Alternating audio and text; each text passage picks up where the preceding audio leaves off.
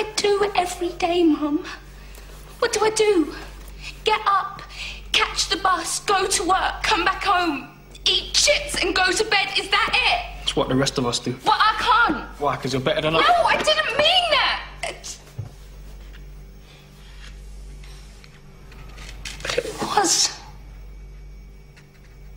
It was a better life. And I don't mean all the travelling and seeing aliens and spaceships and things. That don't matter. The doctor showed me a better way of living your life. You know he showed you too. That you don't just give up. You don't just let things happen. You make a stand. You say no. You have the guts to do what's right when everyone else just runs away. This is today's flat Earth. The fact that we live in the cutting edge of human evolution.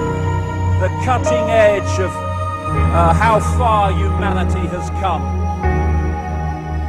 Turning a planet of enormous beauty into a shithole ain't the cutting edge of human evolution.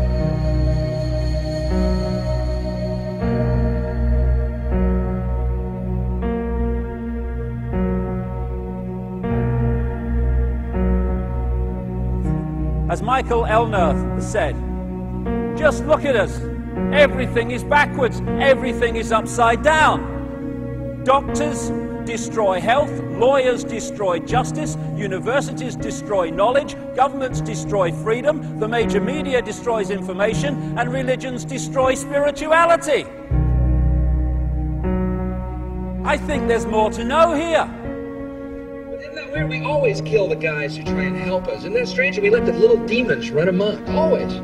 John Lennon, murdered. John Kennedy, murdered. Martin Luther King, murdered. Gandhi, murdered. Reagan, wounded. You know. Bad fucking choice. You find that people that are in positions of apparent power, like prime ministers and presidents, are actually puppets of the real power, which doesn't put itself on public display. Why would it? I mean, does anyone really think that George W. Bush is running America? He probably couldn't tie his shoelaces, never mind run a country. I have this feeling, man, because you know there's a handful of people actually run everything. That's true. It's provable. It's not I'm not a conspiracy nut. It's provable. Handful, very small elite run and own these corporations, which include the mainstream media. I have this feeling who's ever elected president, like Clinton was, no matter what your promises you promise on the campaign trail, blah, blah, blah, when you win, you go into this smoky room with the 12 industrialist, capitalist scumfucks who got you in there, and you're in this smoky room, and this little film screen comes down, and a big guy in a cigar, roll the film. And it's a shot of a Kennedy assassination from an angle you've never seen before. It looks suspiciously off the grassy knoll. And in the film, the screen goes up, and the lights come up, and they go to the new president. Any questions? Just what my agenda is. First we bomb Baghdad. You got it. What I am is frustrated at watching Orwell's 1984 unfold in front of our eyes by the day, while people focus on who shot Phil Mitchell. That is frustrating, because my children and your children, thank you, are going to have to live, indeed, in the timescale, so are we, because we're living in it now, when the most basics of freedoms are being taken away. The average man and woman is in a trance. They get home from work, they don't even talk to their children. They turn the television on, and they let those corporate messages set the agenda in their lives. All you ever hear about in this country is our differences. That's all the media and the politicians are ever talking about, the things that separate us, things that make us different from one another. That's the way the ruling class operates in any society. They try to divide the rest of the people. They keep the lower and the middle classes fighting with each other so that they, the rich, can run off with all the fucking money. Fairly simple thing, happens to work. You know, anything different, that's what they're going to talk about. Race, religion, ethnic and national background, jobs, income, education, social status, sexuality, anything they can do, keep us fighting with each other so that they can keep going to the bank. Divide and conquer is the motto. And as long as people continue to see themselves as separate from everything else, they lend themselves to being completely enslaved. We've all seen vast herds or flocks of sheep controlled by a sheepdog and an authority figure called a shepherd. You imagine if just a significant number, not even half, of those sheep said, we're not going to succumb to fear of the sheepdog, and we are going to go our own way. And those sheep start going in their own way, they start expressing their uniqueness, and they stop acquiescing with the authority figure and succumbing to fear. Where's the power of the shepherd now? Where's the power of the sheepdog now? They have no power except in acquiescence by the mass of the sheep to the perceived power that they have.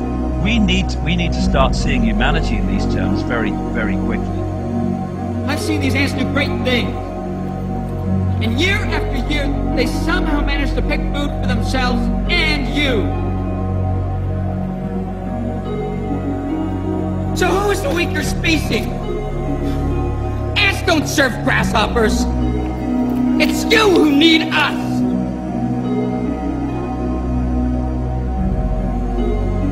You know, when you go through all these different levels of how we are attacked mentally, emotionally, and physically to suppress us and to hold us in the box, in the bubble, that tells us something about us. What people don't realize. Oh, it's negative. No, it's not negative. It's extremely positive if you want to use those terms, because it's telling us who we really are. The level of suppression on multi-levels, in multi-ways, that they've had to go to and continue to go to hold us in servitude shows the potential of genius and magnificence that we really are. And that's our natural state. This is the difference between the power of our Creator and anything else, particularly evil. That you can go into a pitch black room full of evil, full of darkness, and light a little candle, and instantly that darkness flees. But you can't do the opposite. You can't go into a well-lit room full of truth and wisdom and righteousness and joy and health and harmony with the universal power.